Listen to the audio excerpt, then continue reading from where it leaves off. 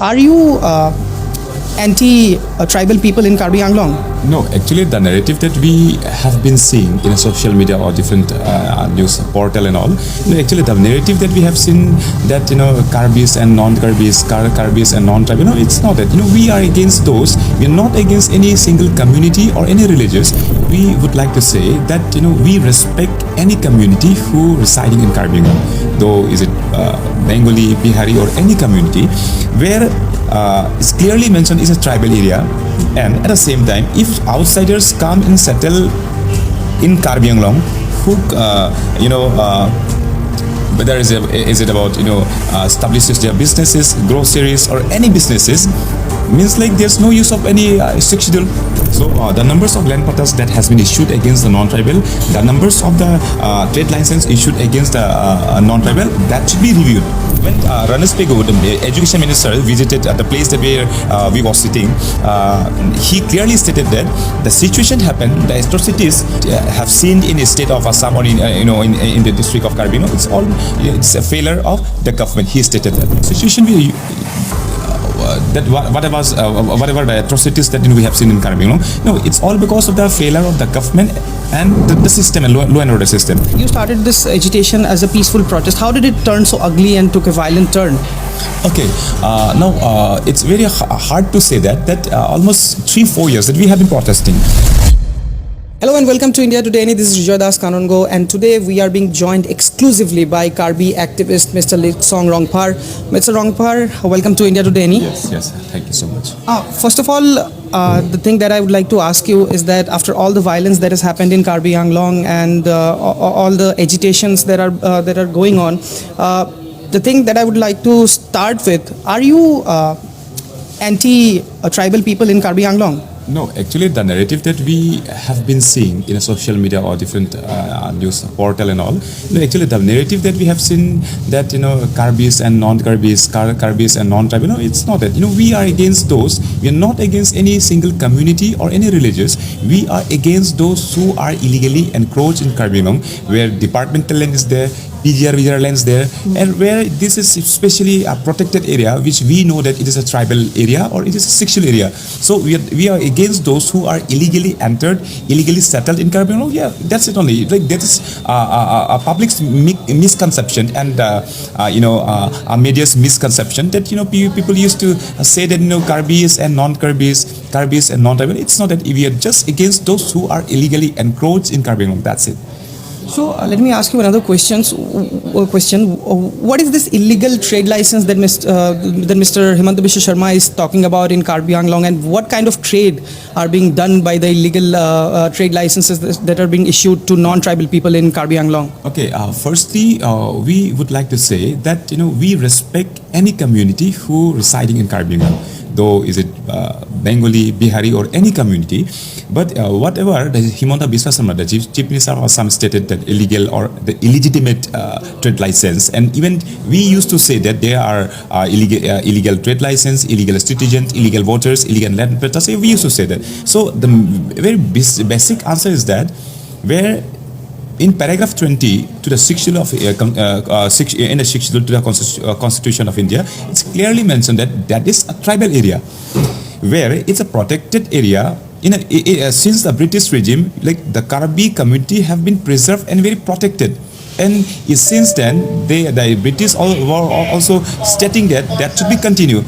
But since 1951 now till today so far, now we have seen that now the schedule and the tribal areas, the constitution almost shattered. Almost means not almost, it's totally shattered now.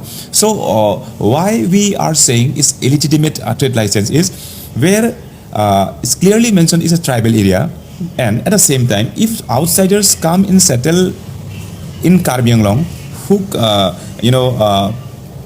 whether is it about establishes their businesses, groceries or any businesses, means like there's no use of any schedule. There's no any like a kind of a constitution that we have got that a constitution provision or safety measures that we have got mentioned in the schedule. So there's no use of this. So what we want to say that very basic answer is that where it is tribal area, there should not be any non-tribal outsiders who came and settle in Karbi Anglong and establish their businesses with proper, without proper any legitimate, that establishment, land records, their legacy. And we have been saying that a community, a individual who came in Karbi Anglong after 1951, they are not legitimate. They are not legitimate. They are. We used to say that they are illegal citizens. Why? Because in the year 1951, the district council rules and the council, a 6 rule, all of this rule was established. Since then, we used to say that, or we used to say that a community, a individual who came after 1951, they are illegitimate and they are illegal citizens. For that only, they are not allowed to establish their businesses in Karbi Anglong, and that's what illegal. So if you are saying illegitimate or illegal, so how come the land ownership of like non-tribal, specifically Biharis, have become legal in Karbi Anglong? No, that's why we are protesting. So the numbers of land pattas that has been issued against the non-tribal, the numbers of the trade license issued against the non-tribal, that should be reviewed. That should be reviewed, and it's going to be reviewed.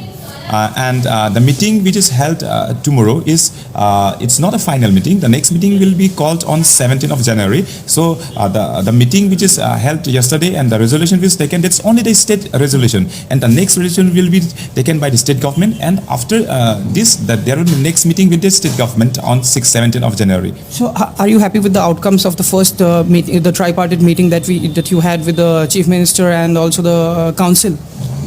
The tripartite meeting, we won't say that whether we are now happy or not. The decision is made by the state government, and on 29th of this month, there will be meeting with the council as well as the state government. So after all this resolution that we'll be seeing placed by the council, then will be again, there will be a mass gathering, there will be meeting in a Karbi Anglong, will be very conclusively, we'll be discussing about the resolution which is taken by the state government and the council. Then we'll decide if we should stop or we should continue.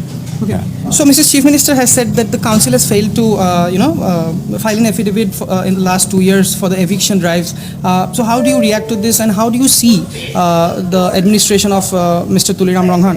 No, actually, the situation that whatever the atrocities that we have seen in Karbi Anglong, it's all because of the failure of the government and the system and law and order system. So since 2 years, the council should submit affidavit before the High Court regarding all the PGR and VGR issues and all this. But that is their failure. Why? Because the government, the council, or the leadership of Tuliram Rongphar, they don't want to do eviction in all this area where we have been demanding.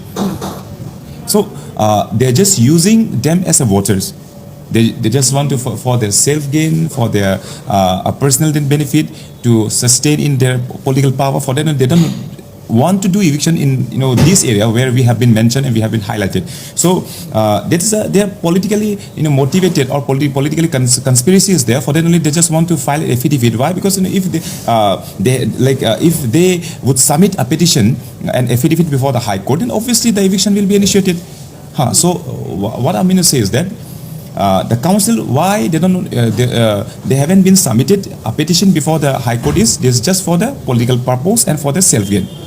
Okay, so lastly, Mr. Rongphar, you want trade license to be cancelled for the alleged illegal inhabitants of Karbi Anglong from 1951. Yeah. But the Assam Chief Minister is pressing for the last 5 years. He wants to cancel the trade license for the last 5 years.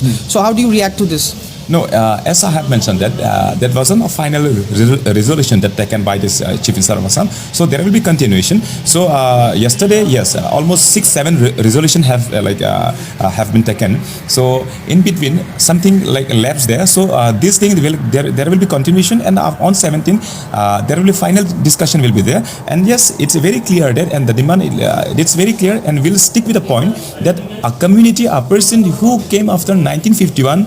They're not legitimate, and all should be reviewed and all should be cancelled, whether is it with pattas or trading license or anything else. That's it. Okay. So lastly, you started this agitation as a peaceful protest. How did it turn so ugly and took a violent turn? Okay, now it's very hard to say that almost 3-4 years that we have been protesting regarding how mostly the issue is not only for the PGR VGR. We have been saying that, and we have been highlighting that The issue is how we become minority, how the Sikh schedule is being shattered, how the tribal rights, politically, socially rights have been snatched by the non-tribal outsiders. We won't say which community, but the tribal rights that we have got now snatched, and all the system that we have is totally shattered. So regarding all this, and we have been submitting a petition memorandum before the chief ministers, before the council, before the NCSTs Delhi, but still the issue that we have been highlighted, hasn't been emphasized by the state government or central government or the council. So in a result, in a consequence, that we have seen, it's all about the public anger, that why we have been emphasized, that we have been losing our credibility day by day, how we become minority. In the year 2011 census, So is this means that you are pro-violence? Yeah, actually, pro-violence means obviously it's the main thing is that we are not support of any kind of violence. So for that only we have chosen to sit in a hunger strike, indefinite hunger strike. So this situation has happened, as I have mentioned, it's all because of the government failure and the government irresponsible for the demand that we have placed or the issues that we have got. And even when Ranesh Pegu, the education minister, visited the place that we were sitting, he clearly stated that the situation happened, the atrocities that have seen in the state of Assam or in the district of Karbi, it's a failure of the government. He stated that. Yeah. Okay. So, Mr. Rongphar, thank you so much for joining us, and I hope peace prevails in Karbi Anglong and a mutual resolution can be passed. And I thank you so much for your time. Yeah, thank you so much.